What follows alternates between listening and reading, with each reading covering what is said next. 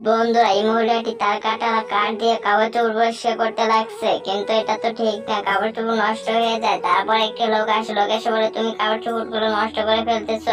আবার তার নাতনি এসে বলে দাদু এগুলো কি করতেছো, আমার কাপড় চোপড় তো তুমি নষ্ট করে ফেলবে। দাঁড়াও, তোমাকে আমি একটা কাঠের তৈরি করে দিচ্ছি, যেগুলো দিয়ে তুমি কাপড় চোপড় ভালোভাবে পরিষ্কার করতে পারবে।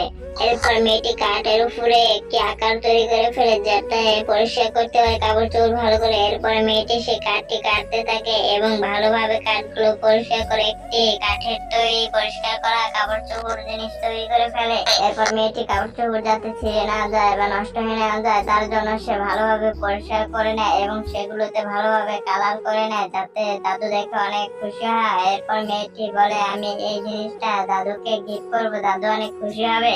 তারপর মেয়েটি শুকানো হয়ে গেলে এরপর দাদুর কাছে নিয়ে যায় কাঠটা এবং বলে দাদু এই যে দেখো তোমার জন্য কিনেছি, এই যে তোমার গিফট, তুমি